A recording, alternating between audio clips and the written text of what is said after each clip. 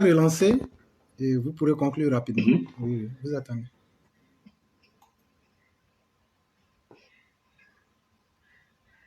Ok, donc vous pouvez continuer à parler. Ok. Donc c'est une manière d'expliquer que tout ce que vous voyez, c'est une hégémonie qui est assurée par une puissance militaire des pays occidentaux. C'est-à-dire, on s'impose à vous, on essaie de vous faire, comment on appelle, obliger.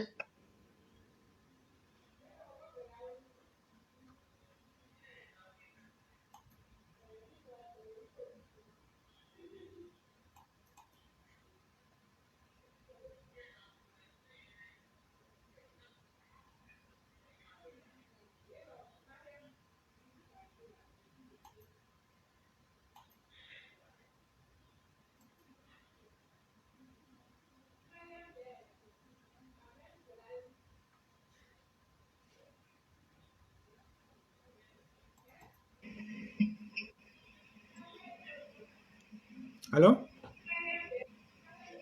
Allô? Allô? Allô?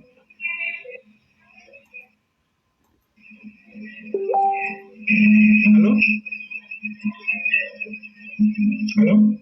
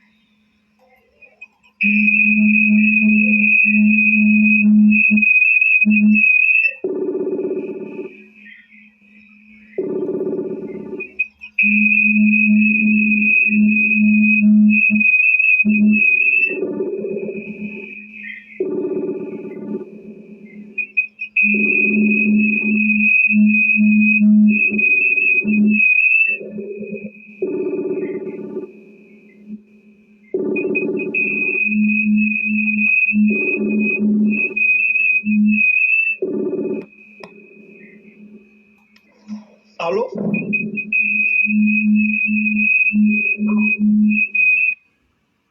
Bonsoir, éclaireur. Bonsoir monsieur, comment allez-vous? Oui, ça n'arrête pas, mais comme je viens d'entendre votre voix, c'est sûr que ça ira. C'est le plus beau jour pour moi. Ok, il n'y a pas de problème. Donc on vous donne la parole rapidement. Vraiment, Oui, oui, vraiment, merci il beaucoup. n'y a pas de problème. En fait, moi, je suis militant depuis le RDR jusqu'à ce que ça devienne RHDP et tout ça. Moi, c'est ma proposition. Comme vous parlez et puis vous êtes beaucoup entendu auprès du Prado, hein. On souhaiterait vraiment, parce que ce que l'opposition nous fait vivre aujourd'hui là, c'est dû simplement au fait que nos dirigeants même négligent leurs militants. Et si on y prend garde à la longue, le RHDP risque de disparaître. Pour la simple et unique raison que les militants, les gens se battent. Aujourd'hui, il y a beaucoup de diplômés qui sont là et qui passent, qui ne sont pas en Bon, affinité ça avec les dirigeants ça du ressemble un peu à un RHDP. sujet social. Est-ce que vous pouvez garder ça pour demain, comme c'est très bien organisé? Pour demain, non? Voilà, Ok, il n'y a pas de souci, voilà, Inch'Allah. voilà. Demain, C'est quel nom? je pense que c'est Diomandé, Alassane. Ok, il n'y a pas de problème. Demain, c'est pour les émissions sociales, vous pouvez passer Ok, et vous pourrez exposer votre cas. vraiment, merci Il y a beaucoup. pas Et puis de... encore une fois, excusez-moi du dérangement. Comme Non, j'ai non, pris non. l'émission en cours. Non, non, il n'y a pas de problème. Merci Voilà. beaucoup. Ok, merci. Ok. Et donc, chers auditeurs, on va prendre le dernier intervenant. Et malheureusement, les aléas de la technique aussi nous font souvent défaut. Donc, on va prendre le dernier auditeur et conclure. Allô? Allô? Allô? Oui, Oui, bon. frère, excuse-moi, je t'ai coupé, je ne sais pas où je m'étais arrêté. Ok. Donc, est-ce que vous pouvez conclure rapidement? Ok, je vais essayer de conclure. Oui, oui.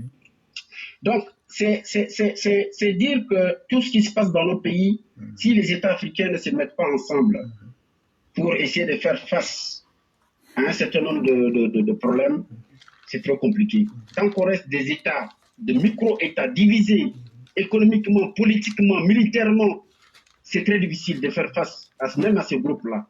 Tant que nous ne mutualisons pas nos forces, ça va être très compliqué. Je donne un autre exemple, le Mozambique. Le Mozambique a découvert le pétrole, une quantité phénoménale de gaz entre 2010 et 2013. On estime à près de 5 000 milliards de mètres cubes. 5 000 milliards de mètres cubes de gaz. Et le Mozambique avait connu la guerre civile. Mais la semaine passée, vous avez vu la visite des djihadistes là-bas, non? Exact. Voilà, c'est pas un hasard, hein? Exact. Vous avez une ville, et d'ailleurs, c'était les Japonais qui étaient là au départ, qui nous ont aidés même à découvrir ces gaz-là. Ils ont commencé les exploitations. Aujourd'hui, qu'est-ce qui se passe? On a des rebelles qui descendent au Mozambique, comme par hasard, dans la zone de Total, qui est exploitée par Total, et d'ailleurs, qui est l'une des zones les plus riches, comme on appelle, du pays. Vous avez l'exemple du Soudan du Sud. Quand il y avait la guerre au Soudan, entre le Sud et le Omar el-Béchir, l'intervention, l'ONU, à un moment donné, on oblige, il faut diviser les pays. Et on donne les pays, comme on appelle le Sud, à John Garang et son groupe. Comme par hasard, c'est là-bas que se trouvent les puits de pétrole, parce que le Soudan produit, le pétrole passe par l'autre côté, mais les puits les plus riches se trouvent dans le Sud. Qu'est-ce qui se passe? Aujourd'hui, on est en train d'évoquer même, de créer un moyen d'évacuer le pétrole du Soudan par l'Ouganda.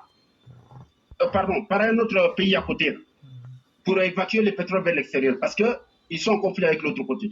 Tout ça, c'est des manipulations pour mettre la main sur nos économies. Tant qu'on ne comprendra pas ça, c'est un problème. Donc, c'est dire tout simplement qu'il y a vraiment lieu que les Africains ouvrent les yeux, qu'on arrête comme on appelle, ces conflits ou ces critiques bidons-là qui n'ont aucun sens sur les réseaux sociaux. Toi, tu es Camerounais, toi, tu es Malien, toi, tu es Burkinabé. Ça n'a aucun sens. Nous sommes tous des pays pauvres. Tant qu'on ne comprendra pas ça, allons voir dans notre histoire nos présidents qui ont été zigoués parce que tout simplement, ils étaient opposés au fait que la France exigeait ou imposait une monnaie dans laquelle il n'y avait pas notre intérêt. Nous avons l'exemple de Sylvanus Olympio. Nous avons l'exemple des présidents. Tant de présidents ont été assassinés à cause de ça. Donc, si nous ne comprenons pas et que nous donnons la main et que nous essayons de voir dans la même direction, nous serons toujours dominés et nous serons encore plus pauvres qu'avant. Et d'ailleurs, c'est là où je profite, excuse-moi l'éclaireur, pour dire vraiment, rendons grâce à Dieu et disons merci à Alassane Ouattara. Je vais développer ça une prochaine fois. Parce que ce qu'il est en train de faire, avec les richesses que la Côte d'Ivoire a, si ce n'était pas un président puissant qui était là, la Côte d'Ivoire était partie pour être divisée, pour avoir de sérieux problèmes. Donc aujourd'hui, nous pouvons dire merci à Dieu. Nous avons vu le même exemple, pardon-moi, je conclue avec ça. En Syrie, les Américains, les Saoudiens et autres, ils ont financé contre Bachar el-Assad. Vous avez évoqué la question l'autre jour. Mais qu'est-ce qui s'est passé? Quand ils sont venus, ils ont financé, la guerre a commencé, les gens mouraient par milliers. Les Russes sont venus, ils ont dit non, stop. Nous, on est avec lui, pas question. Il n'y a pas de rebelle modéré. Tu es avec lui, tu n'es pas avec lui. Tu es avec lui, ok. Tu n'es pas avec lui, on te bousille. La guerre s'est arrêtée là. Il a gagné, mais qu'est-ce qui s'est passé? Quand il y a eu des centaines de milliers, ou bien même des millions, je dirais, parce que l'Allemagne seule a pris 1 million de réfugiés syriens qui étaient sur les routes, des réfugiés qui cherchaient où se mettre, les femmes et les enfants, tu vois les images, tu en pleures. Qu'est-ce qui s'est passé? Tous ces pays qui ont financé cette guerre, tous les pays soi-disant musulmans, ils n'ont pas pris une seule personne, un seul réfugié. Et tout le monde a vu ça. Il n'y a pas de problème. On a tous regardé la télé. Oui. Tout le monde a vu, ça s'est passé devant le monde entier. Ni l'Arabie Saoudite, ni le Koweït, ni le Bahreïn, ni le Qatar, ni autres. Pas un seul réfugié, pourtant ils sont plus proches, ils parlent la même langue, ils ont la même culture, ils ont la même religion. Et c'est un pays. Et d'ailleurs, je vais raconter quelque chose qui fait rire. Quand les Allemands ont pris 1 million de Syriens, le roi d'Arabie Saoudite propose à Angela Merkel de l'argent pour construire des mosquées pour ces gens qu'ils ont pris. Mais Angela Merkel est tombée de nu. Il dit, mais ces gens, ça ne va pas. Donc, c'est vous dire qu'aujourd'hui, nous sommes vraiment à un carrefour. Si on n'ouvre pas les yeux, c'est très dangereux pour toute l'Afrique. Ouvrons les yeux et essayons d'aller dans le même sens. Et essayons de vraiment voir l'intérêt commun, l'intérêt de nos nations, pour que nous puissions sortir de cette pauvreté et cette catastrophe-là. Parce que c'est que, je vais encore développer un autre sujet, je vais arriver pour un autre jour, on va parler. Pourquoi les Européens n'ont pas intérêt à ce que nous soyons des États stables? Pourquoi ils n'ont pas intérêt à ce que nos États soient industrialisés? Ce que nous sommes en train de faire, je vais expliquer ça. Juste des exemples. Je ne vais pas rentrer dans les grandes théories. C'est des exemples expliqués avec des choses très simples pour que chacun comprenne. Pourquoi nous avons intérêt à le suivre? Si nous le suivons, ce n'est pas pour rien, c'est parce que ce mec-là, nous avons vu, c'est du concret, ce n'est pas du fantasme.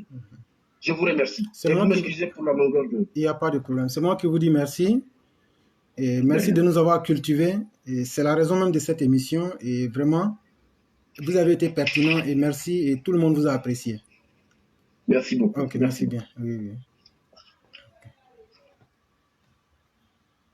Et donc, chers auditeurs, nous allons arrêter le voyage ici ce soir. Et donc, malheureusement, les vidéos se font couper. Et ça ne va pas perdre le temps là-dessus.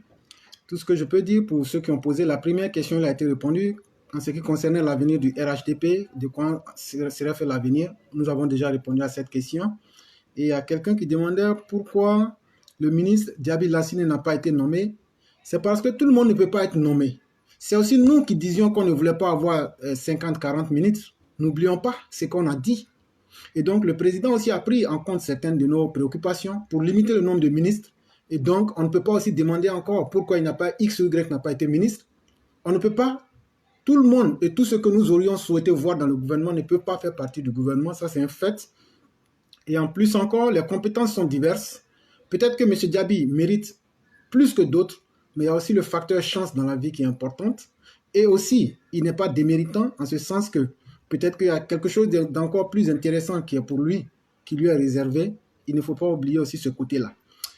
De ma part, je dis que M. Diakité, nous vous disons merci parce que vos interventions sont de véritables cours magistraux qui nous permettent d'apprendre assez.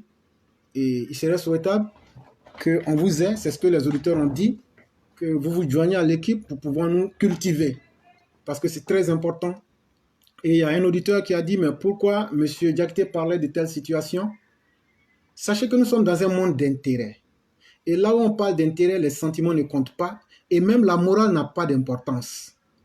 Parce que là où on parle d'intérêt, ça engage la survie. Ça veut dire soit tu meurs ou soit tu réussis. Et donc, n'allez pas demander à un lion, en attaquant une antilope, ne lui posez pas la problématique de la morale. Ne lui demandez pas si tuer est une bonne chose. La seule question qui prédomine et qui prévaut, c'est celle de est-ce que je vais survivre? Et quand on se pose cette question fondamentale là, on ne parle ni de morale, on ne parle ni de religion, on ne parle pas de bon sens, on parle que d'intérêt. Et le monde n'est assis que sur des intérêts. Et les seuls peuples dans le monde qui n'ont pas encore compris cette réalité, c'est nous les Africains. Et donc nous pensons qu'en nous liant à des maîtres, nous serons sauvés. Personne ne peut sauver qui que ce soit. Chacun doit se sauver lui-même. C'est cela que les Africains doivent comprendre. Et c'est de cela aussi que le monsieur parlait. Et à la question du frère qui disait pourquoi il a fait une géopolitique pour revenir là, c'est ce que j'ai expliqué hier. Vous voyez ces djihadistes-là? Est-ce que vous avez vu les armements qu'ils ont? Quand vous avez vu les armes qu'ils ont, vous allez comprendre que ce n'est pas des bandits vulgaires. C'est des moyens d'État qu'ils ont. Et quand ils viennent dans ces pays-là, ils viennent en disant qu'ils sont musulmans ou quoi que ce soit. Mais en réalité, ils viennent pour sécuriser les biens, les ressources naturelles de certaines personnes qui se cachent dans l'ombre. Voilà la vraie mission des djihadistes dans le monde. Et donc, quand vous avez compris ça, vous pouvez vous dire que les grandes puissances de ce monde-là, quand elles n'obtiennent pas ce qu'elles veulent en vous blaguant, elles vont le faire par la force. Et c'est cette nouvelle force-là que nous sommes en train de voir aujourd'hui, puisque les guerres entre les nations ne marchent plus. Donc, il faut procéder à cette nouvelle guerre. J'ai dit que l'essentiel, c'est d'arriver à faire un monde meilleur en éduquant toujours les masses, en essayant toujours d'expliquer la réalité du monde. Ça peut rendre triste, mais ce n'est pas les sentiments aussi qui font le monde. C'est à chacun de nous de se réveiller et de s'éveiller. Quand tu te réveilles, tu es conscient de toi-même, il faut t'éveiller pour essayer de te surpasser. Et l'Africain, nous ne nous sommes même pas encore réveillés. Ne parlons même pas de chercher à nous poser les vraies questions. Et donc, nous allons arrêter ici aujourd'hui et vous dire merci. C'est toujours un plaisir d'être avec vous. Et s'il plaît à Dieu, demain, ça sera les cas sociaux. Nous vous disons extrêmement merci. Et donc, vous passez une très bonne soirée. Et que la grâce et la miséricorde de Dieu soient sur chacun de nous. Merci et bonne soirée à chacun.